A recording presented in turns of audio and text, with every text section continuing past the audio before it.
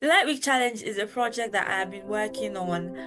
It's so dear to my heart, and it started when I'm an international student. I remember being on the phone with another international student. We met through a mutual friend, and then there was just this time really where it was during the Easter break. And I just suddenly got really lonely because lots of people left halls of residences for their homes. I was literally the only one in my flat. I remember just sitting there in my flat of 20 people thinking, I want my family. I thought about this other international student I had met, and I was like, hold on, if I'm feeling this way, chances are she's probably feeling the same way. And so I just picked up my phone and called, like, hello, you probably don't remember me, but I'm just calling to check in and make sure you're doing all right. That's when I started thinking, there's probably tons of us that have those down moments, but don't reach out because we're hoping someone else will reach out to us first. Because I would have felt more comfortable if someone else had called me to be like, Asha, you're such a lovely person, just to let you know you're loved, you're cherished. So we sit around waiting for someone else to notice where we're at and to offer that helping hand, whereas we could be that helping hand and listening ear. So the Light Week Challenge sort of it tackles those struggles and helps students look beyond themselves to the environment around them to help them better understand life and the environment and to better integrate into the new system. It addresses the unavoidable issues that come with moving to a new environment. For example, if it's a new time zone, managing like a different academic system, maybe financial troubles, especially that's something I found to be really common.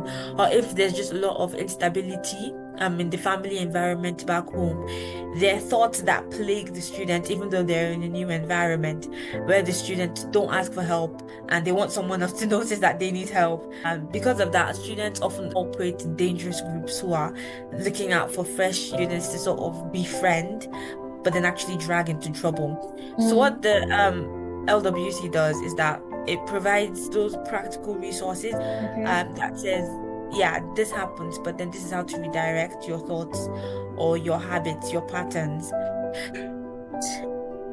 I started writing when I was little, like little around 8, and I saw a poem of William Shakespeare, and I can't really remember what the name of the poem was, but it was my sister's note, and I saw a poem, and I just loved how he wrote. I asked my sister, okay, I love the way this poem is written. What's the name of this man, and what is his title? What is the profession? And she was like, okay, this is William Shakespeare, and he's a writer. And from that time, I was bent on I was going to be a writer in the future. And my mom was like, writers don't make money. Anybody can be a writer. You can be a doctor and be a writer. You can be a nurse and be a writer. But you can't just be a writer on its own. You have to be something and be a writer. And I was like, then that's when I gave up on the thought of being a writer. I just pursued that I was going to be a lawyer afterwards. I entered into high school and I loved journaling all the time. There was this hardcover book that was raining at that time. So every time I journal and conversed with my diary. And then when I left high school, I opened a blog on blogger.com. It was a free site at that time. And I was posting poems and personal essays and creative writing. And at that time, I didn't even have like an audience. All I did was like post it on Facebook and share with my audience on WhatsApp. And I think after 2 months, it got like 1,000 views, and that was like a big win for me. And then after then, my sister paid for a master class so I could learn content writing and make money from it. That's when I stopped like the blogging, and then I started writing for others to make money.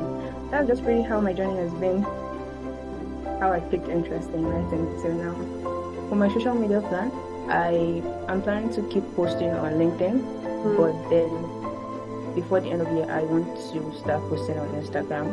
Like like when I'm well prepared for it, I want to start posting on Instagram. And then a project I'm currently working on is that I want to create tons of templates that professionals and consultants can easily edit and use for their presentations. I know that will take a lot of time because it's going to comprise of business proposal presentations, infographics and data visualization. I'm a proud African. I'm in my final year at the University of Cape Coast reading information technology. I love to make impact, so I've engaged myself in a lot of impact making or team making programs on campus. And I've also started an initiative called Tech for Everyone. As you said, we have been training some teachers, and this year we are aiming to train 500 teachers so far.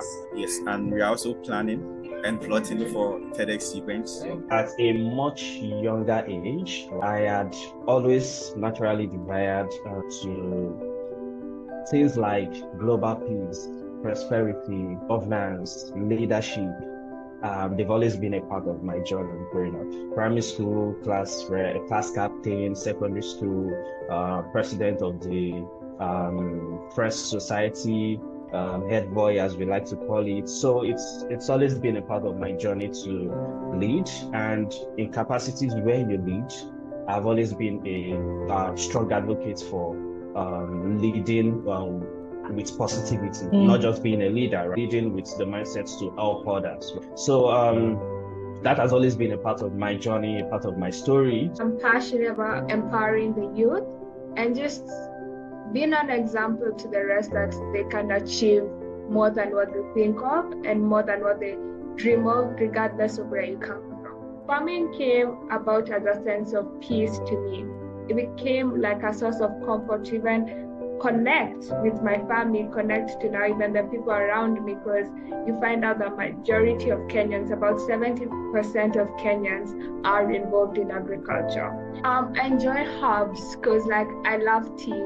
I'm addicted to tea, so herbs and just adding that aromatic taste to tea is just amazing. One thing I love about farming is that it gives you peace.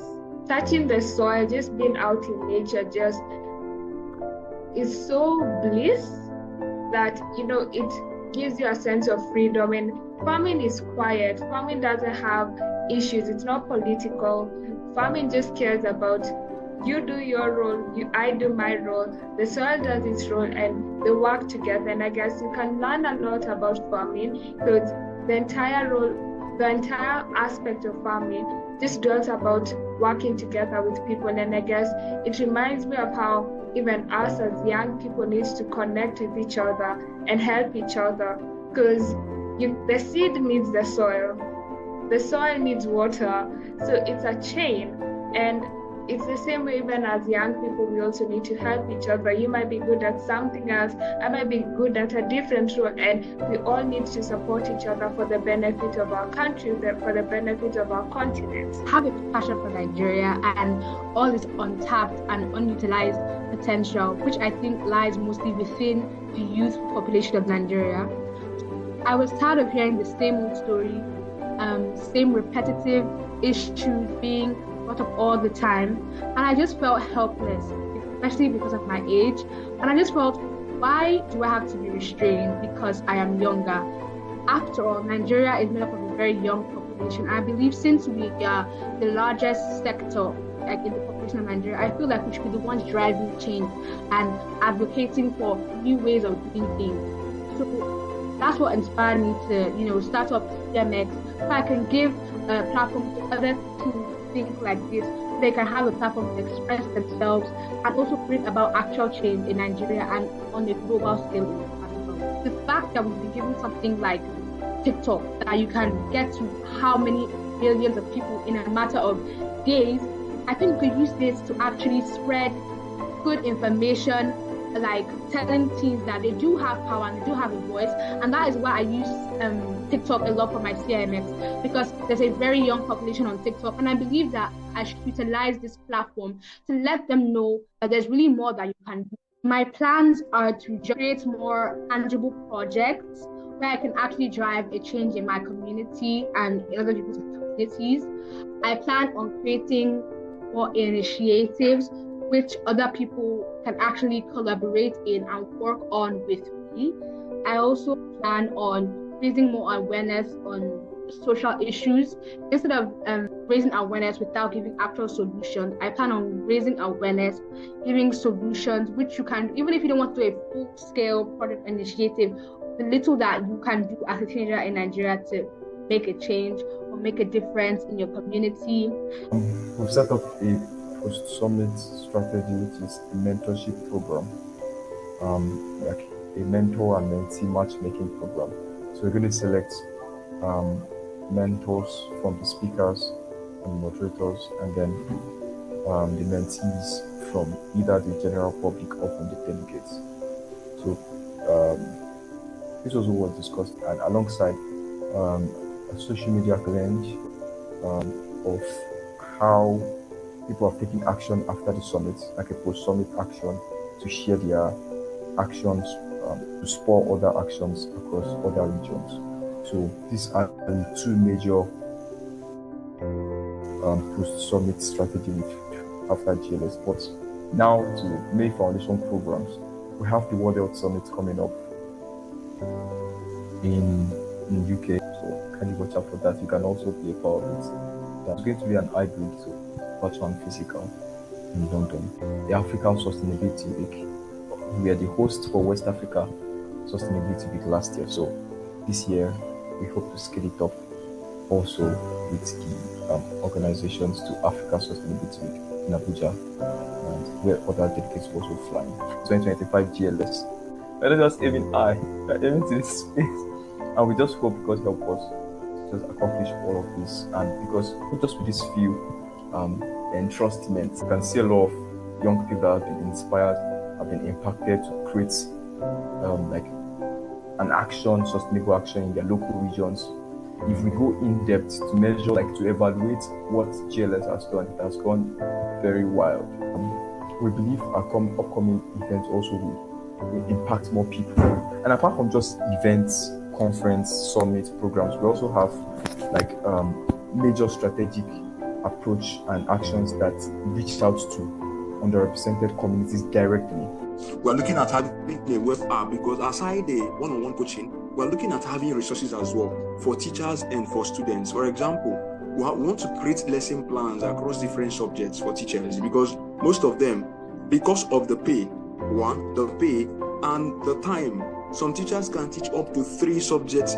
Like for a particular school, you have a teacher teaching maths, physics, and chemistry. You don't expect that teacher to be effective covering those subjects. So we're looking at helping them create lesson plans that will help them in teaching, and then the students' resources as well, where students can get things that I call flashcards to help them understand difficult concepts, and they will have videos as well. So these are the areas I'm looking at. Aside the one-on-one coaching, we also have these materials for them, so that they can just go there, check out the materials, study them.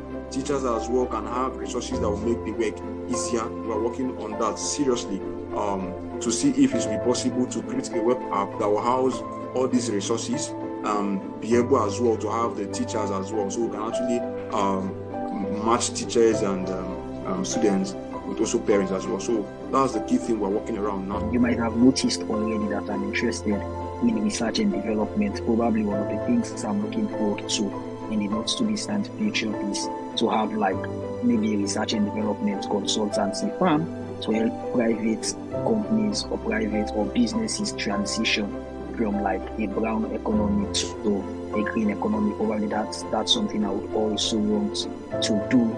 And again, in addition, I would also want to see how I can contribute to like the development of other young people in the climate space or in the environmental protection space. So 2 things: first, research and development, and second, building like the capacity of young people. Because one of the things we should push for as young people on the continent is for us not to be there alone. We should try as best as possible to bring other young people on board, and together we win collectively and lead Africa forward like you're doing.